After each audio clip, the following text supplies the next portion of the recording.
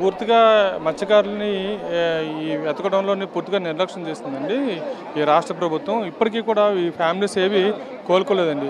ఈరోజు చూస్తారు కదా, అంత ఆర్తనాదాలు, ఆవేదన, వాళ్ళు ఉన్నటువంటి బాధ, చిన్నపిల్లలు, ఈ చిన్నపిల్లలతో వాళ్ళ ఏడుపులు, నిజంగా అంటే యువకులు చనిపోయారండి. ఈరోజు యువకులు గల్లంతయ్యారు. వీళ్ళని వెతకడంలోని రాష్ట్ర ప్రభుత్వం పూర్తిగా విఫలమైంది.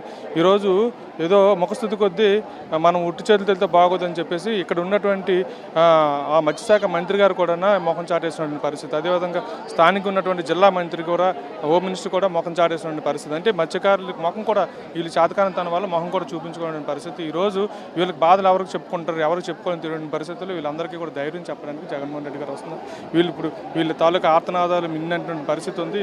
ఈ రాష్ట్రం అంతా ఒక సంచలనమైనటువంటి విషయం. ఈరోజు ప్రజలందరూ ఎంత బాధపడుతుంటే ప్రభుత్వం నిమ్మకు నీరెత్తిన కనీసం పట్టించుకుని పాపాన్ని పోలేదు. ఇటువంటి పరిస్థితుల్లో ఈ పేద వాళ్ళకి అండగా నిలబడాలని చెప్పేసి గౌరవ మాజీ ముఖ్యమంత్రి, వైఎస్ఆర్ పార్టీ జాతీయ అధ్యక్షులు జగన్మోహన్ రెడ్డి గారు ఈరోజు ఇక్కడికి రావడం, ఇక్కడికి వచ్చి బాధిత కుటుంబాలతో స్వయంగా మాట్లాడి ఆ చిన్నపిల్లలకి భరోసా ఇవ్వడం, అదేవిధంగా ఆ కుటుంబాలకు ధైర్యం చెప్పడము, అదేవిధంగా ఈ రాష్ట్రంలో ప్రతి మత్స్యకారుడికి ఒక మెసేజ్, మీ అందరికీ నేనున్నాను అని చెప్పేసి ఒక మెసేజ్ ఇచ్చే విధంగా కూడా ఈరోజు ఆయన వచ్చి మాట్లాడతారని చెప్పేసి అందరూ కూడా రాష్ట్రంలో ప్రతి మత్స్యకారులు కూడా ఎదురు చూస్తున్నారు. ఎందుకంటే ఈ ప్రభుత్వం పూర్తిగా మత్స్యకారులు నిర్లక్ష్యం చేసింది. కనీసం మత్స్యకార భరోసా కూడా ఇవ్వలేని దిక్కుమాలిన పరిస్థితుల్లో ఈరోజు ఈ రాష్ట్ర ప్రభుత్వం ఉంది. కాబట్టి ఇవన్నీ కూడా జగన్మోహన్ రెడ్డి గారు చర్చిస్తారు, మాట్లాడతారు. ఆయన అడ్రస్ చేసేటప్పుడు మత్స్యకారులకు సంబంధించిన ప్రతి విషయం పైన, ఎందుకంటే అతను 5 సంవత్సరాలు ఈ రాష్ట్రాన్ని పరిపాలించిన వ్యక్తిగా, అతనికి పూర్తిగా మత్స్యకారు స్థితిగతులను ఏ విధంగా మెరుగుపరచాలని ఒక అవగాహన ఉన్నటువంటి వ్యక్తిగా ఆయన ఖచ్చితంగా ఈ ప్రజల పక్షాన్ని నిలబడతారు, ప్రజల పక్షాన్ని వాయిస్ వినిపిస్తారు.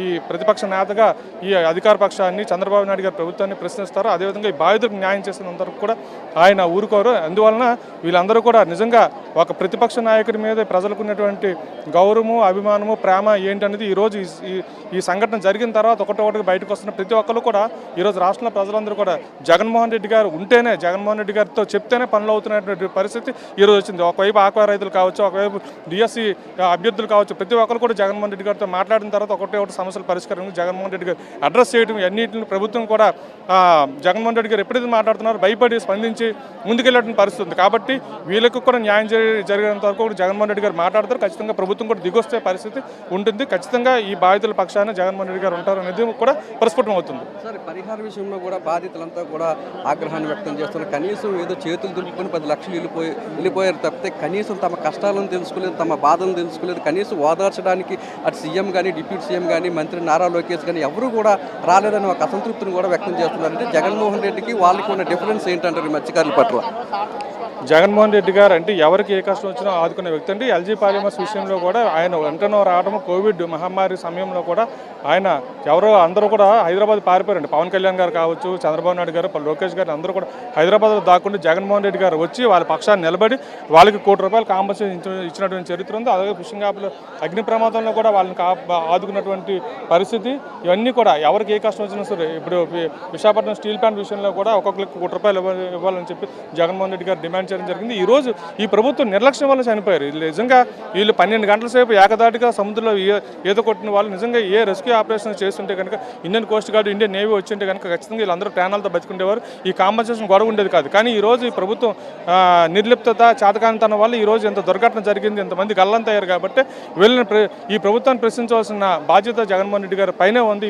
ఈ పేదలను కాపాడాల్సిన బాధ్యత ఆయన పైన ఉంది. కాబట్టి ఆయన ఖచ్చితంగా ఆయన వచ్చిన తర్వాతనే వీళ్ళకి న్యాయం జరుగుతుంది. ఎందుకంటే ఇప్పుడు అధికార పక్షం ఏదైతే ఉందో, చంద్రబాబు నాయుడు గారు కూటమి ప్రభుత్వం 10 లక్షలు, జనరల్గా అయితే ₹5 లక్షలు ఇద్దామని చెప్పేసి కమిషనర్ రామశంకర్ నాయక్ గారు వచ్చేటప్పుడు 5 లక్షలు ఇస్తామని చెప్పారు. కానీ ఇక్కడ వీసీటీపీ లాంటి సంస్థలను కూడా ముట్టడించి గేట్లతో ధర్నా చేయడం, ప్రజల నుంచి పూర్తి స్థాయిలో వ్యతిరేకత బయటకు రావడంతో ప్రభుత్వం పూర్తిగా కూడా ప్రజల మద్దతు కోల్పోతుందనే ఉద్దేశంతో వీళ్ళు అప్పటికప్పుడు ప్లాన్ చేసుకొని ఆ సీఎం రిలీఫ్ ఫండ్ నుంచి ₹5 లక్షలు కూడా కలిపి ₹10 లక్షలు ఇవ్వడం జరిగింది తప్ప వీళ్ళు చిత్తశుద్ధితో ఇచ్చింది కాదు. వీళ్ళు ఖచ్చితంగా ₹50 లక్షల ఒక్కొక్క వీళ్ళు చేసిన తప్పుకి, వీళ్ళ నిర్లక్ష్యానికి వీళ్ళకి కాంపన్సేట్ చేయవలసిన బాధ్యత ఈ రాష్ట్ర ప్రభుత్వం పైన ఉంది. దాన్ని జగన్మోహన్ రెడ్డి గారు తీసుకెళ్తారని చెప్పేసి మేమైతే